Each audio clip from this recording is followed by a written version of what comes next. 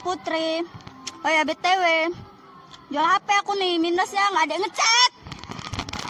Rida ini kemarin aku olimpiade, tapi olimpiadenya nggak ikut aku. Aku Bella Munyerisya, status gue jomblo, minat chat. Renal, saya keturunan kakek Sugiono, saya suka bucin.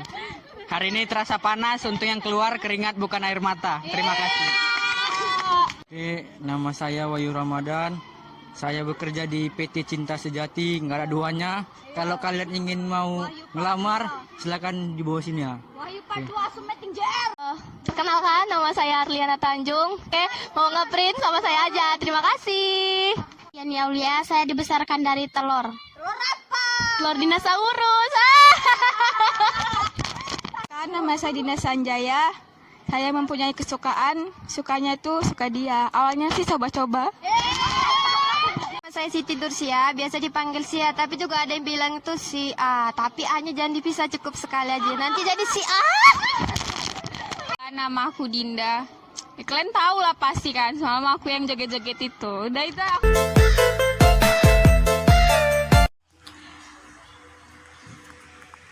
SMA Negeri 1 Sunggal merupakan sekolah yang kami duduki ketika kami beranjak pada masa SMA. Kata orang, masa SMA adalah masa yang paling indah dalam hidup. Namun, menurut kami, masa SMA adalah masa di mana engkau butuh perjuangan. Ada banyak organisasi-organisasi yang harus kami jalani. Ada banyak tuntutan-tuntutan pelajaran yang harus kami pahami. Dan harus banyak juga PR-PR yang harus kami kerjakan. Kami tidak tahu apakah itu semua akan berjalan dengan baik, apakah itu semua akan membuahkan hasil di masa depan nanti. Namun kami percaya dengan kami selalu bersekolah dan berusaha yang terbaik yang ada dalam diri kami akan selalu bisa. Terkadang, sekolah adalah tempat yang paling nyaman buat kami. Karena dengan ini kami bisa melihat pemandangan-pemandangan yang justru tidak ada ketika kami sudah lepas pada masa SMA. Terletak di podium adalah lokasi kesukaan kami. Melihat orang yang bermain futsal, melihat orang yang berjalan, dan lain sebagainya. Perkenalkan, kami dari kelas 11 IPS 2 atau yang biasa disebut oleh orang-orang yaitu pisau tajam. Kelas kami merupakan kelas yang gak baik-baik amat ataupun kelas yang gak buruk-buruk amat. Pokoknya gitu deh definisi dari kelas kami. Terima kasih teman-teman semua. Jadi langsung saja kita masuki materinya. Materi dari kelompok 3 prakarya kelas 11 IPS 2 adalah bab 3 yaitu wirausaha budidaya pembenihan ikan hias. Kebetulan kami akan menjelaskan tentang pembenihan ikan hias yang bernama ikan cupang. Selamat menonton. Boleh kenal nama Wak dulu, siapa namanya? Nama aku Saraman Hadi, kalau dipanggil Babe. Oh ya. Babe, ikan yang sering Babe jual itu apa sih?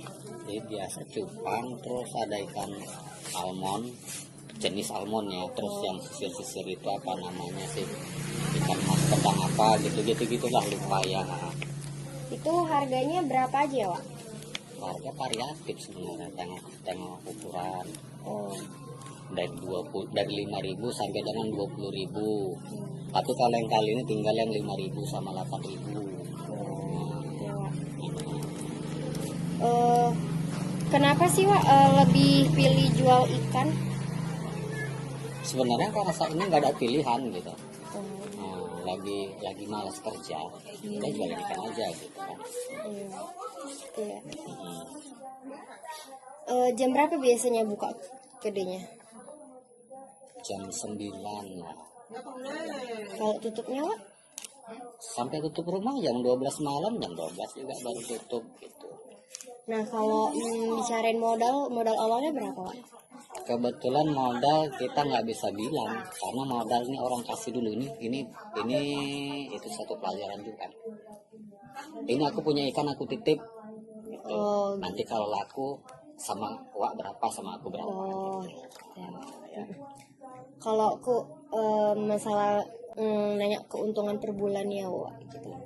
Keuntungan per bulannya Ataupun per hari nggak per apa-apa. hari aja lah. Iya. Per hari dia sedikit sih, baru karena emang baru berapa kali aja 40.000, kurang lebih 40.000, bisa lebih. Kalau untuk ngerawat ikan hias ini Nah, enggak, gimana tuh? biasa aja. Sering ganti air, kasih makan, ganti air, kasih makan. Oh gitu ya. Nggak ada. Paling apa ya, obat tetes itu apa namanya gitu, lupa kita namanya. Nah kalau misalnya jualan ini pasti ada suka dukanya kan, Wak? Suka dan dukanya itu apa sih, Wak? Sukanya kalau dapat duit, kalau laku Kalau dukanya, Wak? ngeluarin nggak ada yang beli. Oh, Standar ya kan? iya. Standar kan? Iya sih, Wak. Udah kalau kayak gitu makasih ya, Wak. Iya. Itu budidaya tanaman pangan. Budidaya tanaman pangan ini biasanya tuh dilakukan dengan cara menanam beberapa tanaman yang memiliki protein dan juga karbon dioksida yang baik. Nah, cukup banyak petani-petani yang mengambil budidaya tanaman pangan ini karena nilai ekonomis yang cukup menjanjikan. Contoh budidaya tanaman pangan adalah padi, singkong, gandum. Itu merupakan salah satu kegiatan atau aktivitas untuk memelihara dan mengembangbiakan jenis hewan ternak untuk mendapatkan keuntungan dan manfaat lainnya. Jenis hewan ternak yang berkembang di masyarakat Indonesia adalah jenis ternak kambing, ternak sapi, dan ternak kerbau. Jadi saya akan melanjutkan materinya. Lalu ada banyak jenis-jenis pertanian yang akan dibudidaya. Salah satu contohnya adalah pertanian sayur dan pertanian buah-buahan. Nah, jadi di sini saya akan membahas pertanian buahan. Tidak hanya pertanian sayur yang dibudidayakan, namun ada pertanian buah. Salah satu contohnya pertanian buah adalah ada mangga, ada jambu, ada anggur, dan ada lain sebagainya. Tanaman sayur. Budidaya tanaman sayur memiliki tujuan untuk menghasilkan suatu bahan pangan dengan memanfaatkan sumber daya tumbuhan yang ditanam. Biasanya menghasilkan beberapa jenis tanaman yang dapat dikonsumsi, seperti sayur kangkung, sayur kol, sayur bayam, seledri, dan lain-lain. Dari hasil budidaya yang pertama itu menguntungkan dari segi ekonomis maupun konsumsi sebagai makanan. Yang kedua, memperoleh hasil yang maksimal dari kualitas hasil produksi. Yang ketiga itu dapat meningkatkan kesejahteraan masyarakat karena terbukanya lapangan kerja. Pemijahan ikan cupang. Pertama, isi tempat pemijahan menggunakan air setinggi 10-15 cm. Untuk catatan, gunakan air bersih atau air sungai yang jernih. Sebelumnya, gunakan air yang telah direndam selama 1 malam atau lebih. Hindari penggunaan air PDAM yang menggunakan kaporit. Selanjutnya, tambahkan tanaman air dalam tempat pemijahan tersebut supaya atau sebagai tempat buaya berlindung. Tempatkan tanaman air jangan terlalu padat karena tanaman air mengambil oksigen yang ada terlarut di udara. Cupang jantan yang sudah siap menikah ke dalam wadah atau akuarium, kemudian diamkan selama 1 hari dan diamkan juga dan biarkan dia membuat gelembung udara, di mana gelembung udara itu berfungsi untuk menyimpan telur-telur yang sudah dibuahi. Nah, setelah itu masukkan ikan cupang betina ke dalam akuarium tersebut, tapi dipisah. Masukkan ikan cupang betina ke dalam botol aqua plastik. Setelah itu dan benamkan ia ke dalam akuarium. Nah, setelah indukan jantan tadi membuat gelembung, langsung masukkan ikan cupang betina ke dalam akuarium tersebut dan tutup dengan wadah ataupun kertas. Biasanya pembenihan itu terjadi pada pukul 7 sampai 10 pagi dan 4 sampai 6 sore. Jadi pembuahan, biasanya ayah cupang akan mengambil anak cupang dari ibu cupang. Hal tersebut karena apabila ayah cupang tidak mengambil anak cupang dari ibu cupang, maka ibu cupang akan memakan anak cupang. Nah, tugas ayah cupang kemudian itu membiayai kehidupan serta serta menyimpan anak cupang ke dalam gelembung-gelembung. Satu hari kemudian anak cupang akan menjadi beria. Nah, ketika menjadi beria, maka ayah cupang akan puasa 3 hari untuk menjaga beria. Dan beria ini nggak usah dikasih makan karena ia akan mendapat makanan dari cangkang telurnya. Lalu setelah ada persetujuan, maka telur akan menetas. Setelah telur menetas akan diberikan kutu udara yang tidak boleh lebih banyak daripada yang dibudidayakan. Mengapa? Ketika kutu udara lebih dari yang dibudidayakan, maka akan mengotori udara-udara yang ada. Lalu yang kedua, ketika setelah 2 minggu, Sekian boleh dari indukan materi jantan kami, dan ini adalah jantan video diambil. TikTok Lalu kami. ketika indukan jantan diambil dan dipindahkan ke wadah yang lebih besar. Lalu yang ketiga, setelah 2,5 minggu akan bisa memisahkan antara kelamin jantan. Makanan itu biasanya 3 sampai 4 kali sehari. Lebih baik diberi makanan sesering mungkin tapi sedikit-sedikit daripada sekaligus langsung banyak, karena itu akan menumpukan resiko sisa-sisa makanan dan akan berkembangnya penyakit. Kutu udara biasanya didapatkan dari selokan-selokan atau air yang tergenang, atau juga bisa dibeli dari toko. Cara merawat ikan cupang. Yang pertama, memilih ukuran yang pas untuk wadah ikan cupang. Ikan cupang dapat hidup di ukuran akuarium apa saja, tetapi lebih baik memilih akuarium dengan ukuran yang kecil, seperti berdiameter 20 x 15 x 15 cm. Lalu ditambahkan dengan batu-batu kecil atau tanaman palsu untuk akuarium agar lebih berwarna. Yang kedua, memilih air untuk ikan cupang.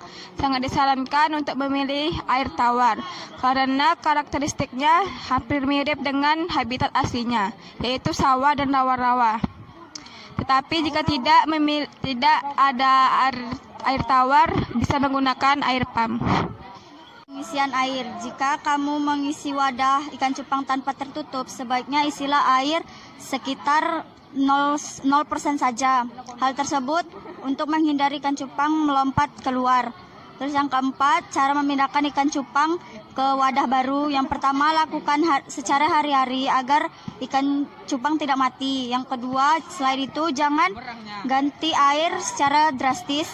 Yang ketiga, campur air yang lama dengan air yang baru. Hal tersebut agar ikan cupang lebih mudah menyesuaikan diri dengan air tersebut. Menggantikan air di dalam ikan cupang.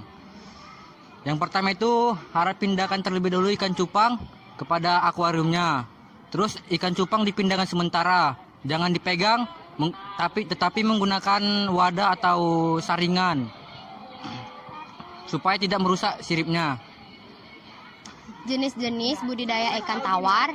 Yang pertama itu ikan lele, yang kedua itu ikan nila, yang ketiga itu belut, dan yang keempat itu udang galah, dan yang kelima itu ikan gurame. Sekian dari materi kami, dan ini adalah video TikTok kami. Siapa yang